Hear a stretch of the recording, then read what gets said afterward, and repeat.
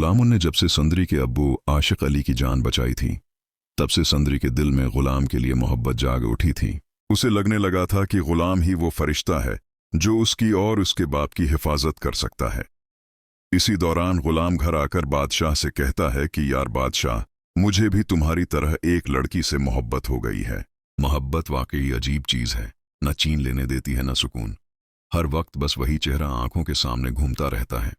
गुलाम की बात सुनकर बादशाह खुश हो जाता है, लेकिन उसे जरा भी अंदाजा नहीं होता कि गुलाम जिस लड़की की बात कर रहा है वो उसकी अपनी सुंदरी है। गुलाम अपनी खुशी उम्मी के साथ मनाने जाता है तो वो एक पुरानी हकीकत सामने ले आती है। वो बताती है कि सुंदरी कोई गैर नहीं बल्कि तुम्हारी फूफू की बेटी है। ये सुनकर गुलाम के कदमों तले जमीन निकल जाती है। वो सुंदरी को सारी हकीकत बताता है कि किस तरह उसकी उम्मी ने जबरदस्ती आशिक अली से तलाक के कागजों पर दस्तखत करवाए थे। उसे ये झूठ बताया गया था कि उसका बाप उसे छोड़कर चला गया है। ये सच जानकर सुंदरी के होश उड़ जाते हैं। वो रोते हुए आशिक अली को सब कुछ बताती है। आशिक अली शर्मिंदगी से सिर झुका लेते हैं और कहते हैं कि उस वक्त वो मजबूर थे और जहांदार के दबाव में आ गए थे।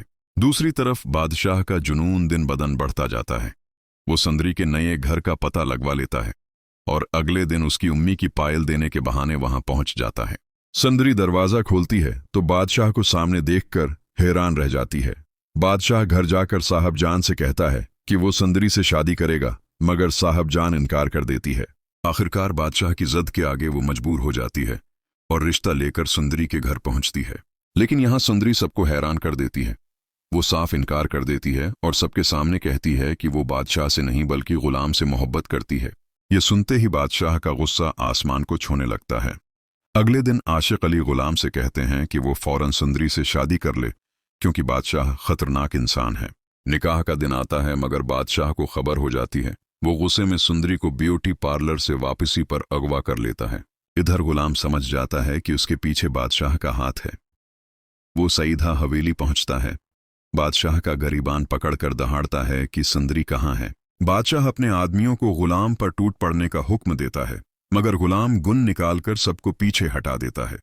इसी लम्हे बादशाह सुंदरी को सामने लाकर उस पर गुन तान देता है। गुलाम मजबूरन हथियार डाल देता है। बादशाह के लोग गुलाम को बांधकर बेरहमी से मारते हैं। जब बादशाह आखिरी वार करने लगता है तो सुंदरी खुद को आजाद करके आगे बढ़ती है और उसके हाथ से गिन छीन लेती है। अब गिन सुंदरी के हाथ में है और निशाना बादशाह पर। तो अब सवाल यह है कि अंजाम क्या होगा? गुलाम बचेगा या बादशाह जीत जाएगा? सुंदरी की किस्मत किसके साथ जड़ी होगी?